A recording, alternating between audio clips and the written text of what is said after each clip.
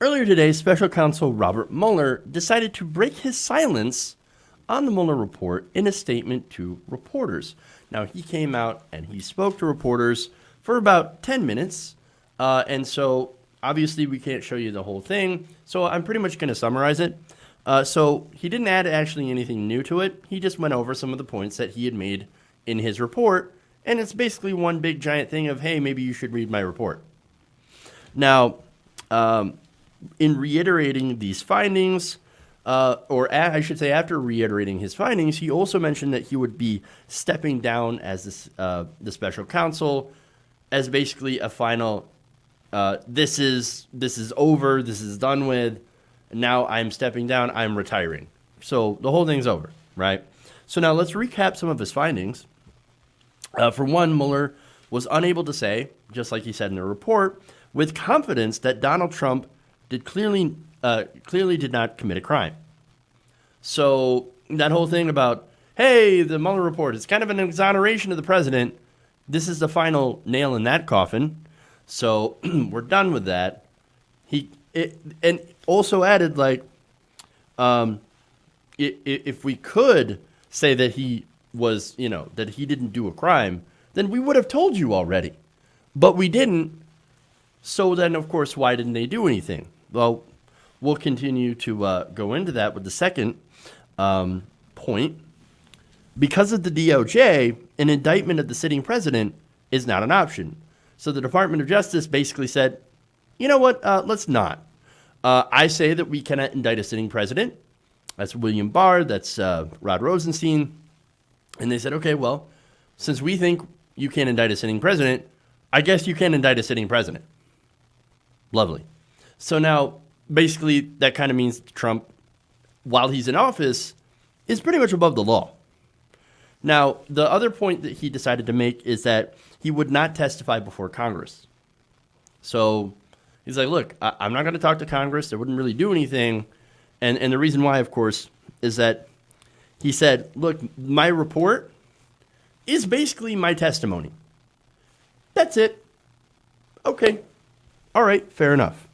Now, finally, he did mention that there were multiple systematic efforts to interfere in the election and that the allegation deserves the attention of every American. So he's like, look, there was a significant effort, despite the fact that I couldn't find direct ties between Donald Trump and Russia. This is happening. They are trying to interfere in our elections. And if Russia can interfere in our elections, why wouldn't Israel be able to, or Iran, or, China, or, insert whatever nefarious actor, Venezuela, right? Why couldn't they try to interfere in our elections in the same way? Maybe we should look into, some election security, to try to stop that whole thing. Oh, right, Republicans continue to block election security bills. Weird how that works. So now, when you look at those first and second statements, right, that I summarized for you, it's kind of a call for Congress to start work on impeachment. Now, again, Mueller said he had clear evidence that showed that Trump had obstructed justice during the investigation. At least 10 different counts. Some people say even 12, possibly even more attempts at obstruction, right? Now, before I get more into that, impeachment specifically, social media, I want to read their reaction to this. Starting with journalist Asawan Subasang. He said, quote, in the end, he fired himself. Owned. Which, of course, is a reference to all the times that President Trump and Republicans said, you need to fire Robert Mueller, you need to fire Robert Mueller. Mueller just fired himself. Awesome. All right. Jet here said, shorter Robert Mueller, none of you people can read, so I have to recite a quick summary. And to be fair, the Mueller report's like 400 pages long. Who's going to read that? Almost nobody's going to read that. Especially people like Donald Trump. But even some of the members of the media, they're not going to read this stuff. Empty Wheel says, shorter Mueller, that was an impeachment referral. Damn it, now act on it. Mehdi Hassan adds, that's Mueller code for read the frickin' report, people, like Justin Amash did. Now, Amash, of course, is the first Republican who was called for impeachment. He's actually also A congressman from Michigan came back for a town hall last night and got a standing ovation for his support of impeaching President Trump. Democrats, pay attention. Turns out that position might actually be kind of politically advantageous. As if, if politics is the only thing you care about, Democrats, and I'm looking at you, Nancy Pelosi, then maybe you should look at the reaction with Justin Amash. Now, Greg Sargent says, devastating. Mueller just clearly declared that he didn't bring obstruction charges, not because the evidence didn't point that way, but because of Department of Justice policy, and because there are other processes for holding a president accountable for misconduct. Over to you, Democrats. Dan Frumkin said, Mueller is saying we could have cleared Trump and we didn't. We couldn't charge Trump, so we didn't. We couldn't say he was guilty since we couldn't charge him. Congress, how much do I have to spell this out for you? Matt Gertz says, this is about as close as one could imagine to Robert Mueller laying out the case for opening an impeachment inquiry.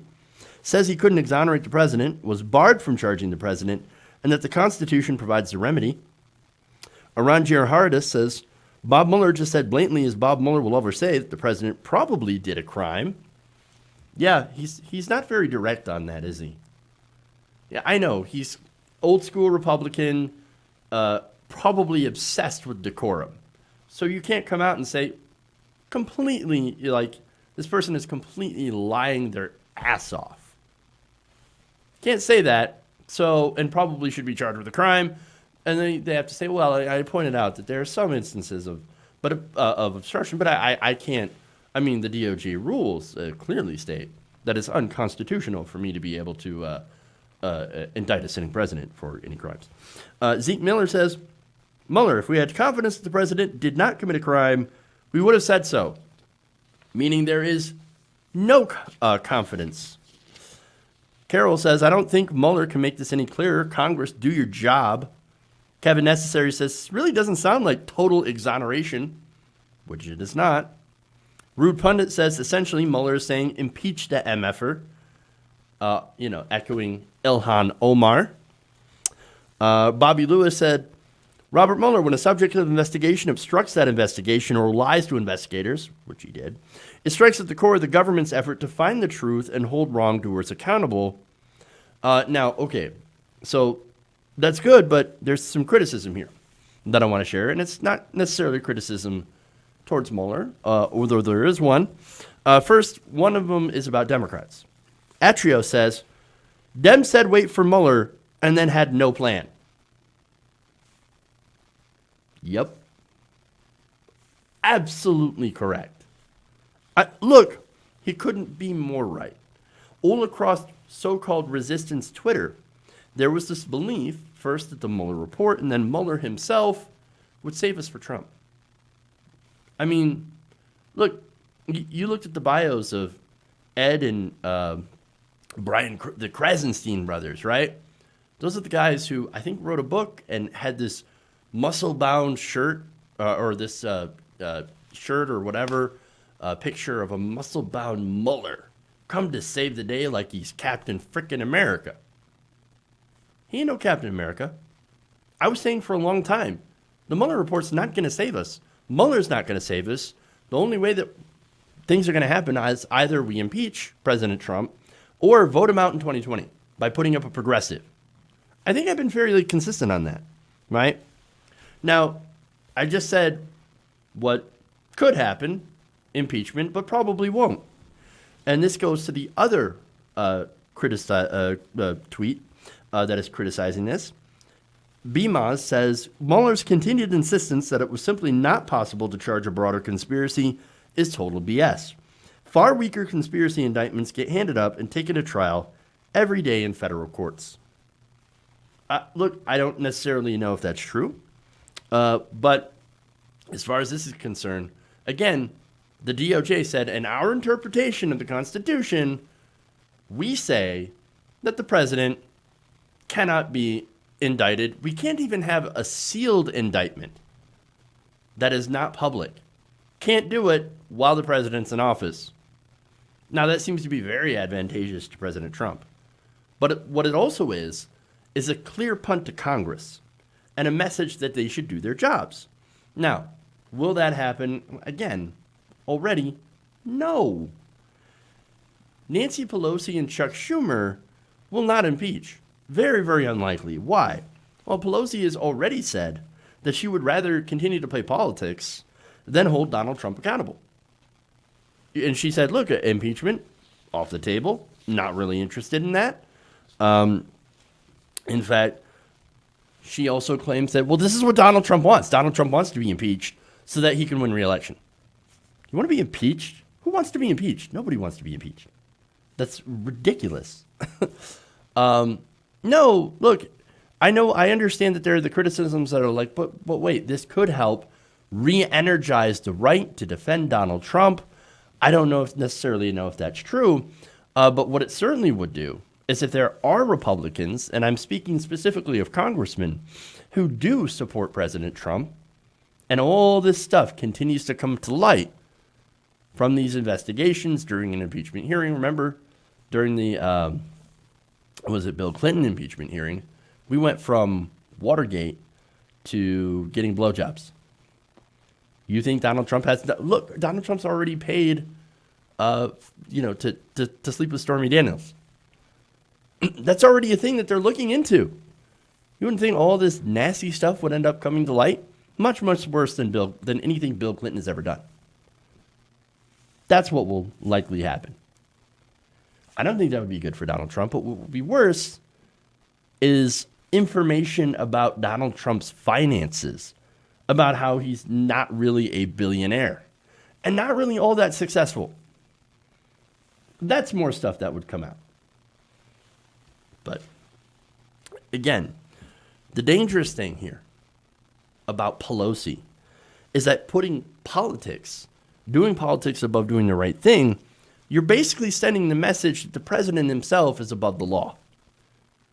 You can obstruct justice, you can do any kind of crimes you like, as long as you appoint a loyalist to the DOJ who just happens to interpret the Constitution as not allowing you to indict a sitting president.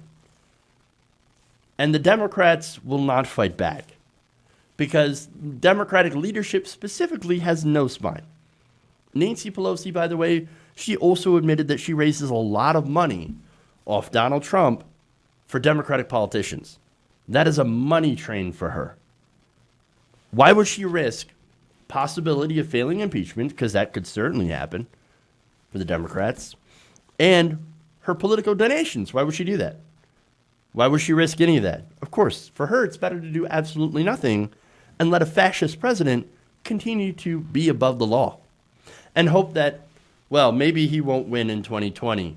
Maybe, or maybe he will win in 2020. Because basically you have just deflated all Democratic hope for anything. An all hope and energy on your side. Is that what you want to do? It's a terrible political calculation. But the reason she makes it is because she's personally not affected by it. Her and Chuck Schumer are incredibly wealthy and powerful. And like all members of the establishment, want to continue the status quo. And will refuse to do the right thing so long as it's politically inconvenient. She will continue to ignore the calls from the Democratic base to fight for what's right for the country.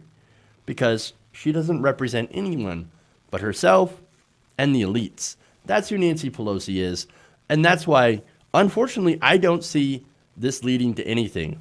Again, Mueller added nothing new. He spelled out everything in the report. Now it's up to Congress to do their jobs. And sadly, I don't think that's going to happen. Hey guys, hopefully you enjoyed that free video. Now I'm going to have to ask you a favor. Between the demonetization and the YouTube algorithm messing around with view counts, etc., we're having a hard time adjusting to the new YouTube reality, which is where you guys come in. See, we have a Patreon, patreon.com/TYTNation, set up to help us rely on you guys, the viewers, instead of big corporate ads. Look, you know the show. You know I'm not in favor of big corporations anyway. So help us transition away from relying on the ad model to pay the bills and sign up to be a patron, patreon.com/TYTNation. That goes a long way to help us keep the lights on. and you guys will know that you're supporting independent progressive media.